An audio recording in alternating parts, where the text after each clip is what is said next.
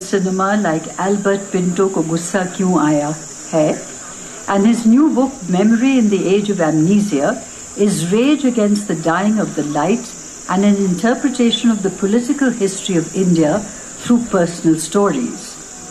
He will be interviewed by Sudhir Misra, who is an Indian film director and screenwriter known for films such as Hazaro Khwaishein and Dharavi.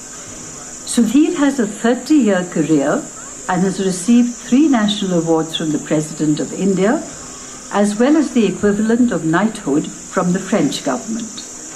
Mr. Misra?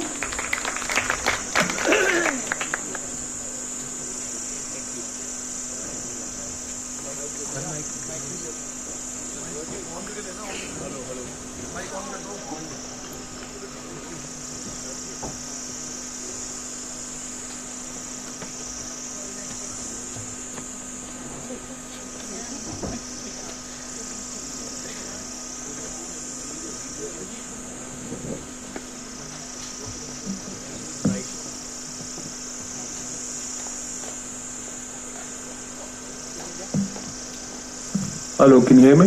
Yeah, that's fine. Can you hear me too? We both can be heard, Sudhir. Many years ago, I was in an advertising agency for 6 months, not knowing what I was doing, when Saeed Mirza walked into the office and started talking about not advertising, but cinema and the world and life and Sufism. And I decided to leave my job. And I went to Bombay, where I worked with a group which included Saeed and the greatest madman of them all, Kundan Shah, who passed away. So, and I worked with Saeed,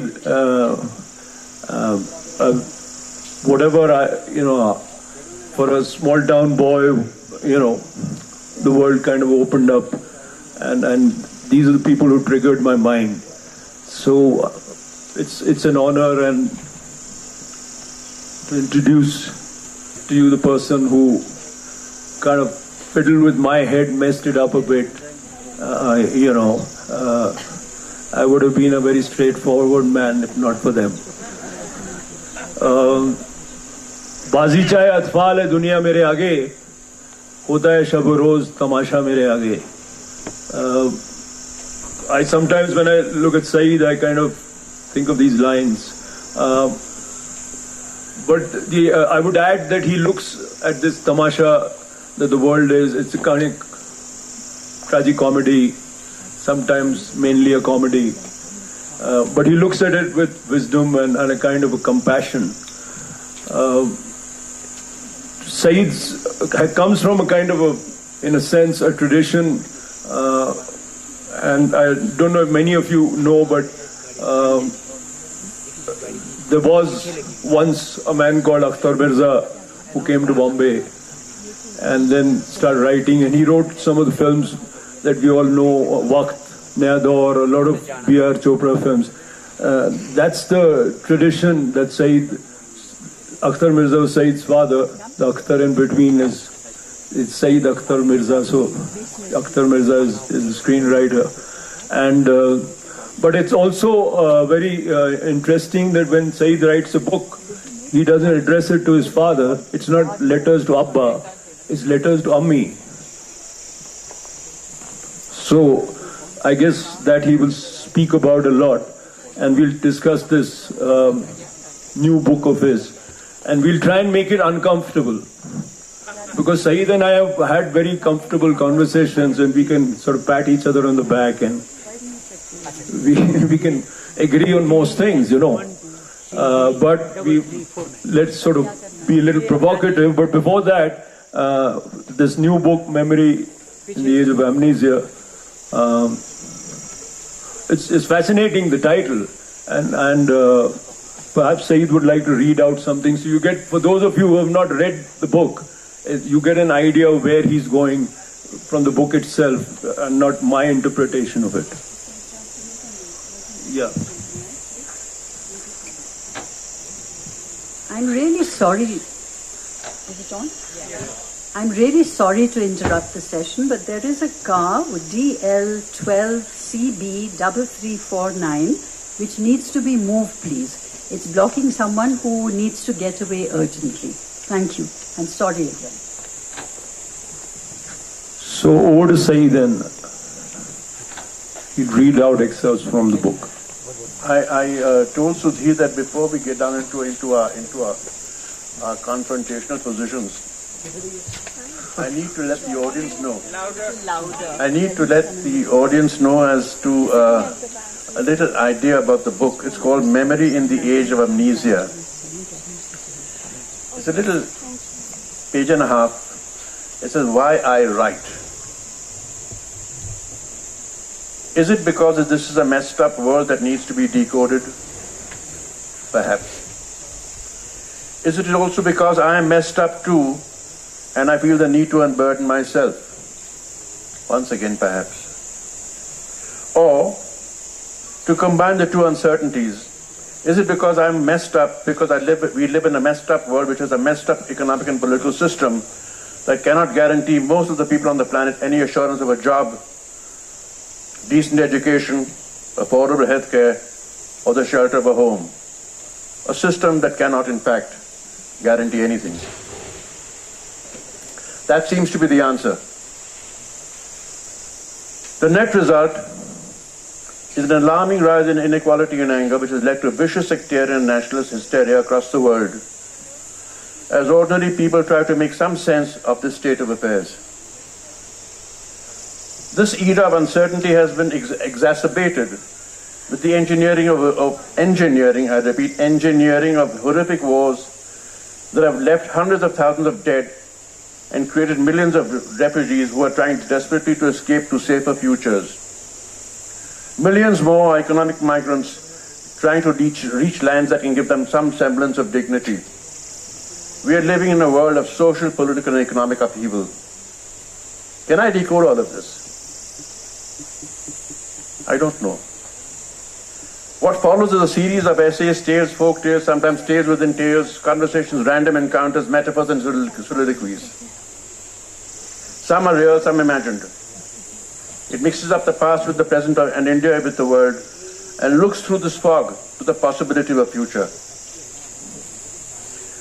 Through this mural and collage, I've attempted to unravel the meaning of words like terror, freedom, patriotism, and national interest. In our frantic and precarious times, these are words that are unleashed. I repeat, unleashed by multinational media houses that very often serve as echo chambers for powerful countries, corporations, or financial institutions. They often also serve as a convenient camouflage to cover a lust for power and control. Put bluntly, these words can also be hogwash, a load of shit. And in this game of hysterical wordplay, the word democracy has been completely devalued. The battle that lies ahead is in giving it meaning once again. Does all of this sound terribly political? It is. But beyond it, this idea of taking on the world, my book is also about ordinary people and our dreams and our nightmares. It's in my encounters with these unheard voices that I've always emerged a little wiser, a little better.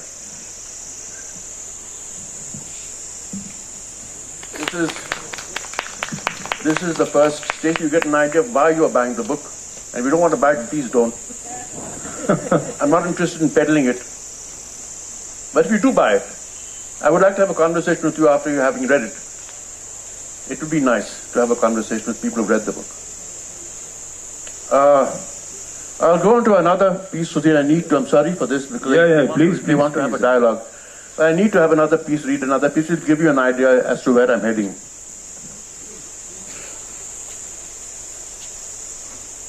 My wife would tell me I'm using the wrong example. I'm choosing the wrong.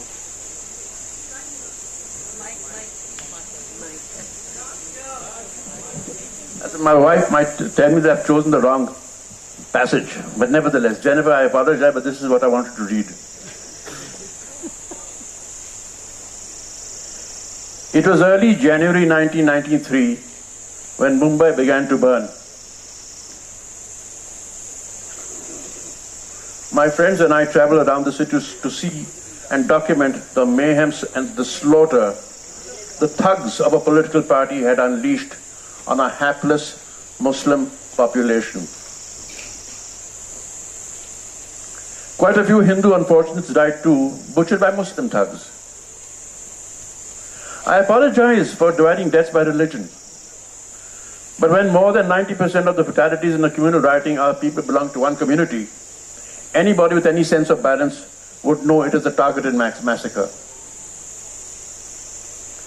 We visited camps at Govandi, Jogeshwari, Antropol and heard stories of the people. It was heartbreaking because they actually believed we could be of help as they recounted tales of slaughter, callousness and savagery. Once in a while there were tales of hope and compassion too, of help and protection extended from the other side. The city was divided into us and them.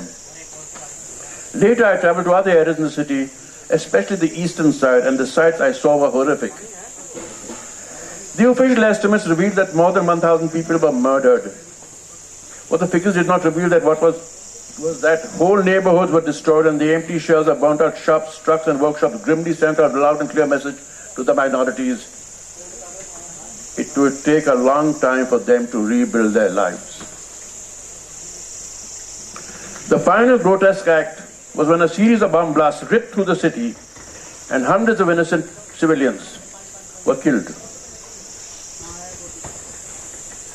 Two of the blasts were so huge that several buildings in the vicinity were reduced to rubble and body parts of human beings were splattered all over. It was sickening and also an act of random, indiscriminate reprisal. Behind this brutal retaliation was the hand of another thug, a Muslim underworld don and his cronies. I had read and heard stories of other communal riots in the north and west of the country, but this was first-hand experience of violence of this kind on this kind of scale. How had this happened? Why had it happened? How was a political party and its stormtroopers given free rein to traumatize a city? The other thought that kept coming back to me was this: if this slaughter and mayhem can happen in the heart of the financial and entertainment capital of India, what will the future be like? This is 1993. It will soon be 25 years since those ghastly events occurred in the city in which I was born. As my own memory begins to fade, the only image that remains vivid in my mind is of an elderly milkman. He was on a bicycle and had tried to furiously pedal away to safety as a mob baying for his blood. The mob caught up with him and lynched him, and then burnt his bicycle and then trashed his milk cans. It was an image. I often wonder about the members of the mob who lynched him. Did any of them feel ashamed of what they had done? How did they sleep that night? What dreams did they have? And then I think of the old man. Who was he? Where did he live? Did he have children, grandchildren? What was the dream that he had for them? On the day of his murder, did his children try to stop him from leaving the home under such stressful circumstances? Did he have the choice of staying at home for a few days till things calmed down? Did he not know how dangerous it was to go out to work as riotous mobs were on the streets destroying everything that came into their path?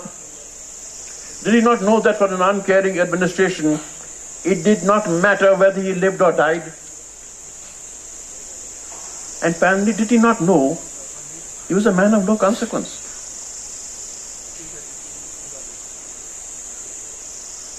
The other great tragedy about those terrifying days is when people today say, it happened a long time ago. We need to move on. Move on to what, I think? Today I hear slogans as my Prime Minister thunders, terror is terror. And my Home Minister echoes the same sound, thought by saying, go and give terror a religious color. It sounds so good. Because that's the way the law ought to be, and it's impossible to think. I had no problem with the law. It's the enforcers that made me shudder. do they really think the way they ought to? I'm done with my reading. Now we can have a conversation about the world. Yeah, I mean, we kind of speaking to an audience of the converted, and to us, I mean, if we have a more provocative conversation, and since your title says Memory in the Age of Amnesia, so, I mean, there is a lot of things that I've forgotten. You say, where did it all start? Where did it all go wrong? What happened? And what happened in, say, 1947? Should we have celebrated that independence, or should we have mourned for those 10 lakh people who died? Perhaps more. So think of this refugee from both sides who comes to having lost everything, and he sees a celebration. Right? So then that celebration sits inside his head. That hurt sits inside his head and transfers one by one. Somebody was talking about that transfer in a session yesterday about people having nightmares. Of after partition, people having nightmares, right? So I mean, so those nightmares transferred to a grandchild, you know, who has a kind of a bias and a kind of a prejudice and a kind of genuine hurt, you know. And nobody addressed that. No, very few people addressed 84. Very people. So I mean, it became such a jumble of nightmares that for some this nightmare doesn't look so wrong. I mean, just as a provocation, what do you say? No, I kind of believe it. I think, in fact, right in the beginning of the book, when I talked about the Gujarat legacy, look, I want to explain to you all that this book is not just about India, it's about the world. I go on from here, I go on into the Vietnam War, I go into Iraq, I go into, I don't know, back to India, and I traverse the world, but I think we in India have been somehow, in a strange way, we've been overwhelmed continuously. Unfortunately, I have to quote a book from a man who today stands condemned. His name is M.J. Akbar. He wrote a book called Riot After Riot, which is an incredible document about what our nation has been through. And what you're saying is exactly the same thing, that how do we deal with it? Have we really dealt with all these horrific onslaughts onto our memories, onto our minds? And then how do we deal with it? And we haven't. So how do we expect to find any kind of not closure? Closure is a cliched word. How will we be able to come to terms with ourselves? And the net result is, I believe, we are a nation of incredible hypocrites. I think we are the people of the lie. And we have no choices because of our history. We are the people of the lie, and we continuously need lie after lie after lie to be able to retain our sanity in a strange way.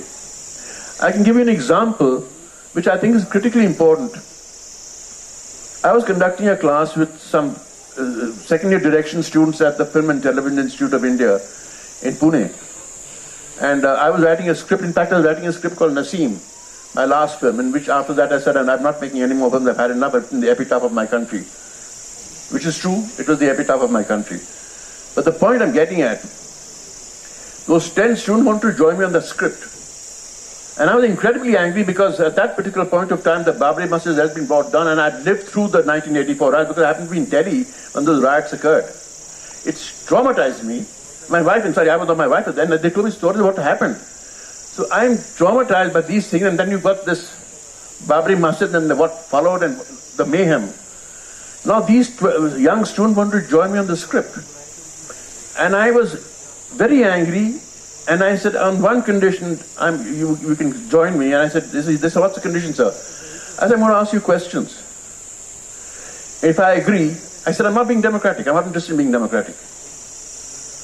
If I agree, you will join me. If I don't agree, I'm not interested in you coming up and working with me on the script. So these 12 students sat down in a class with me, and I said, the statement, I'm going to make 3 statements.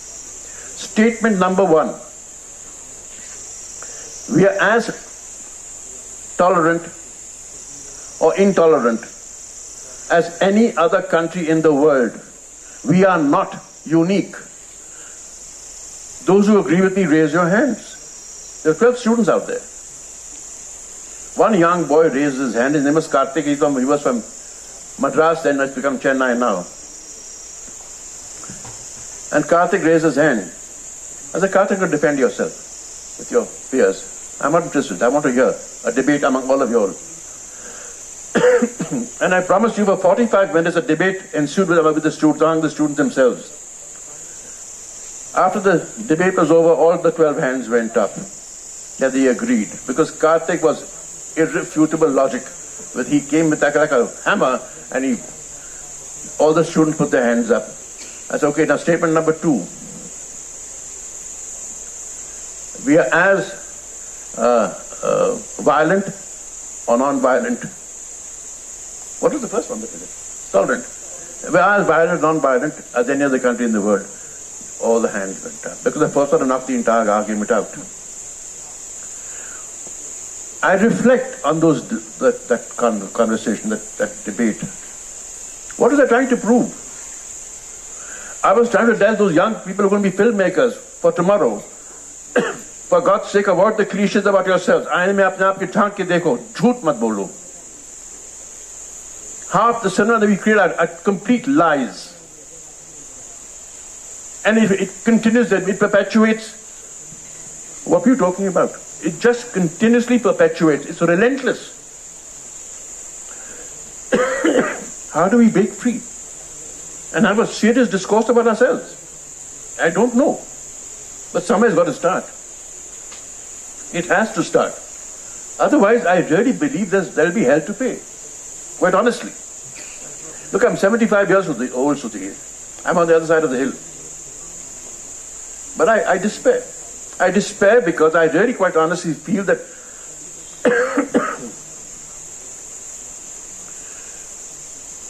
the young who need to question, there's a certain incredible silence, like a conspiracy of silence. The young do not question anything. What's happened?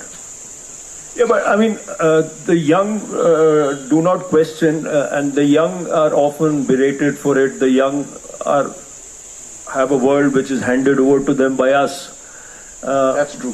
We have given them the choices. Maybe a certain generation was so scared of, the 60s or 70s boys were so scared of where they had ventured, and many of them died or survived, and they gave their children a kind of fear that if you step out of the mainstream, or if you step out of the status quo, or if you step out of your comfort, then you're heading into a dark hole from which you can't emerge. I mean, there is a scare there which our generation transferred.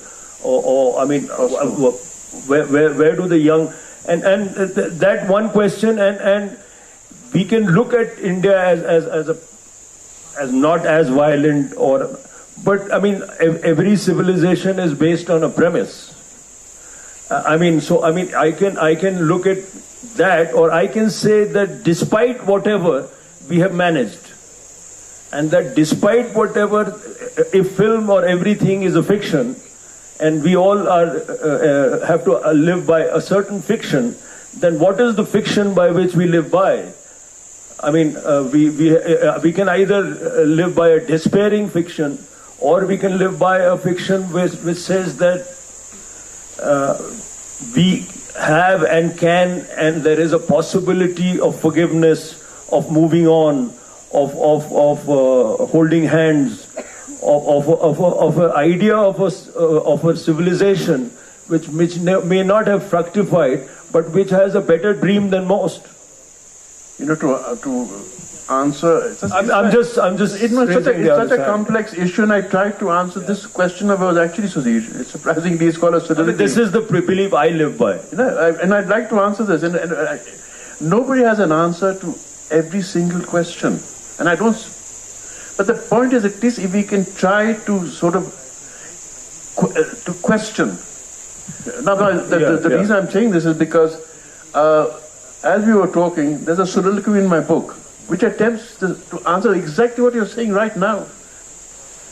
This is a soliloquy in my book. It says, sometimes I wish we had no boundaries between nations.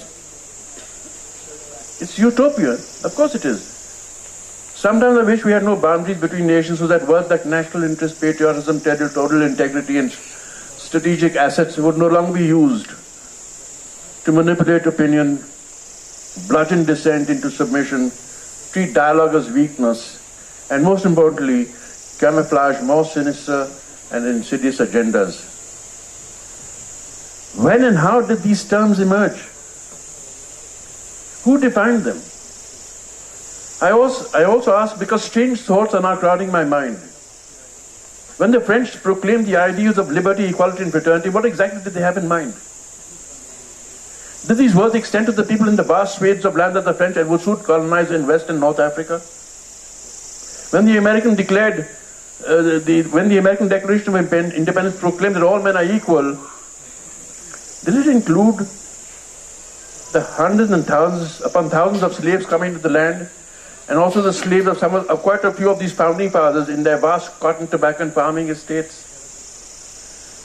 Crucially, did it also include the Native Americans, who over time would be looted of the lands, decimated, and almost made extinct? Who was equal, who was not? I even wonder about the men and women who wrote the Constitution of India. Did they demand too much of the ordinary citizens of our country?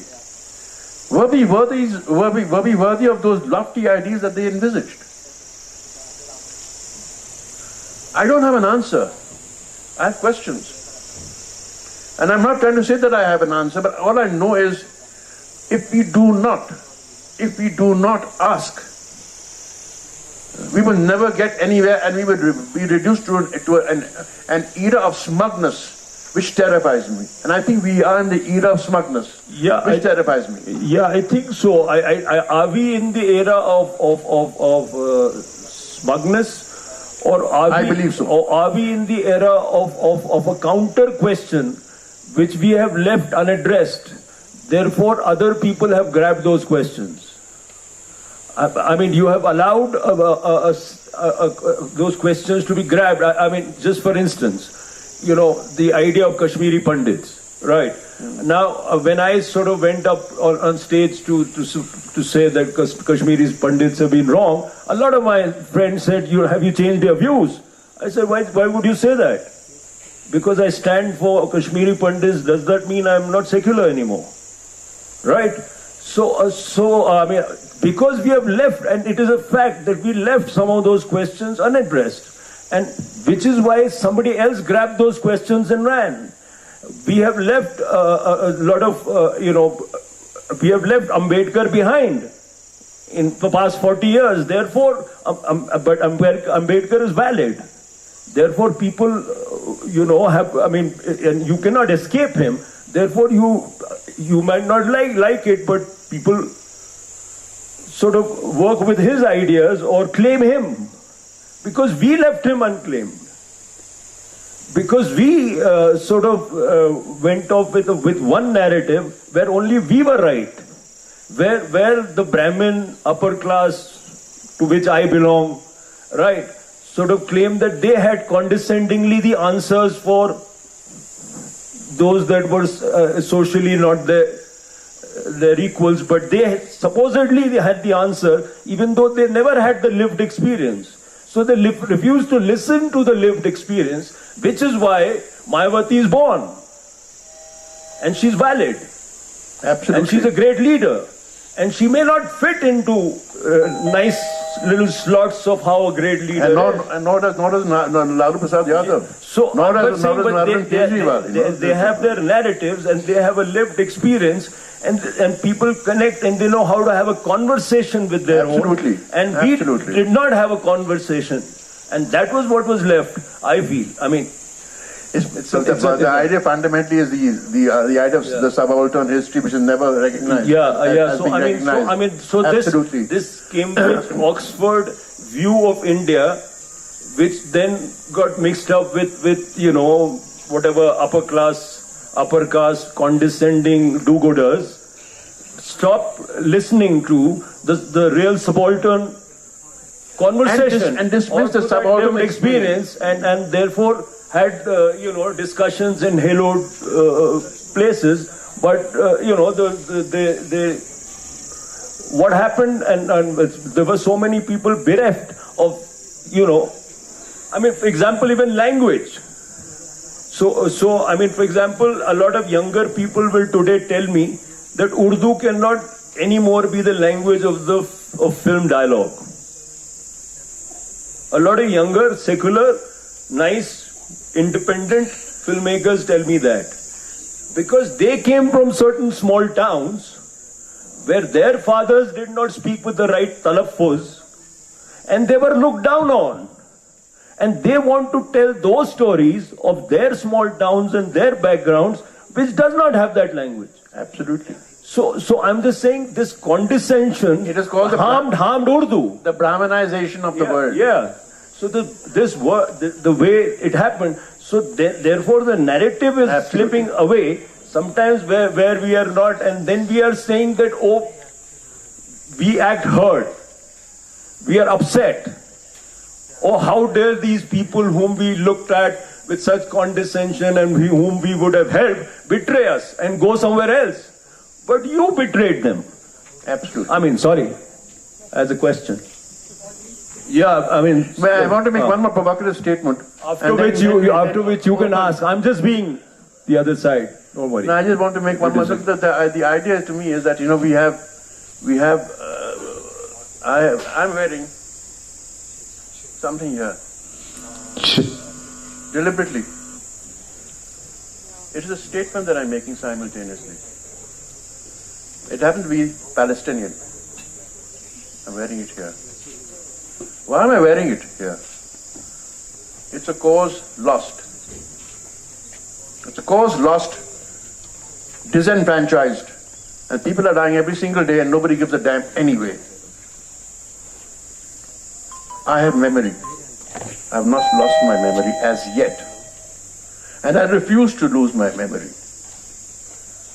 I wish I could wear a flag of 1984. I wish I could wear a flag of the slaughter and mayhem of 1947. I wish I could wear a flag of Nelly of 1983. I wish I could wear the 1992. I wish I could. I just wish I could because it's important. Yeah, it's open to... And remember, please, I must add to this is that my book is not only about India, it's about a world. It is important for the audience to know it's about the world. And now... It's not about outrage, it's about debate. Absolutely, it's not about outrage. Important. It's about debate, accepting dissent, accepting questions, dialogue. Thank you. So we can now, questions can be... time for questions. They can question you when they meet you. So I'm told that there's no time for questions. Maybe we'll take one. Yeah. The scarf that you are wearing around your neck definitely is a reason or a cause for the Palestinians' lost homeland. But what about the Jews? Don't they also need a cause? Read my essay on Israel in the book.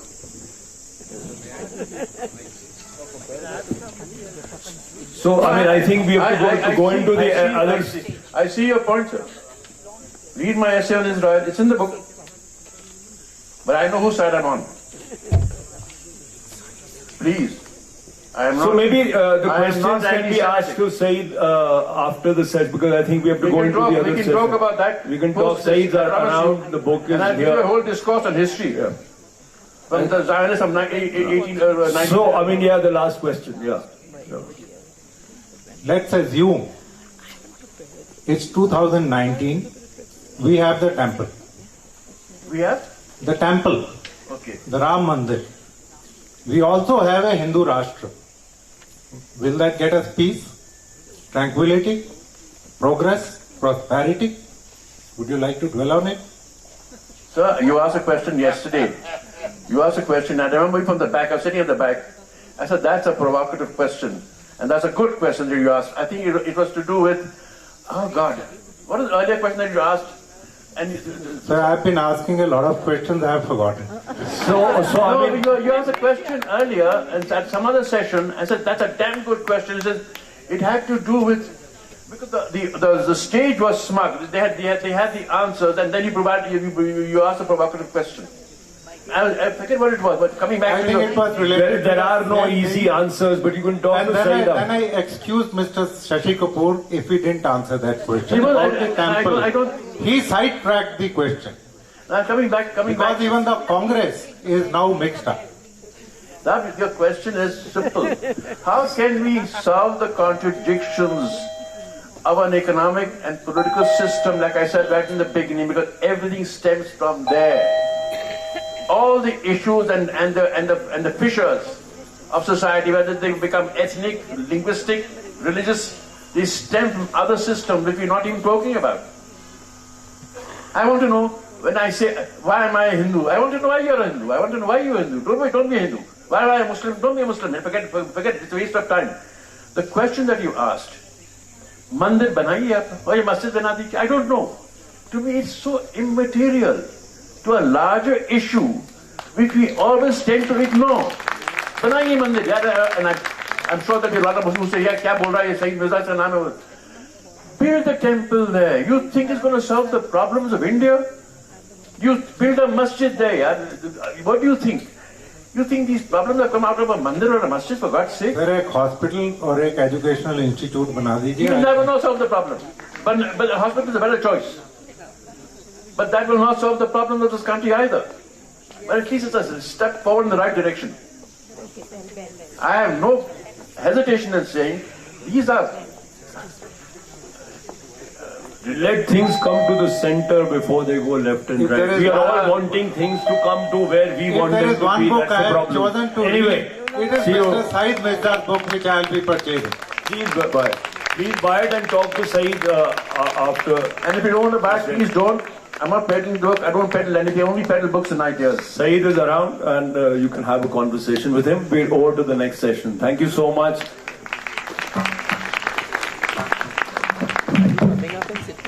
You're looking too slick for words.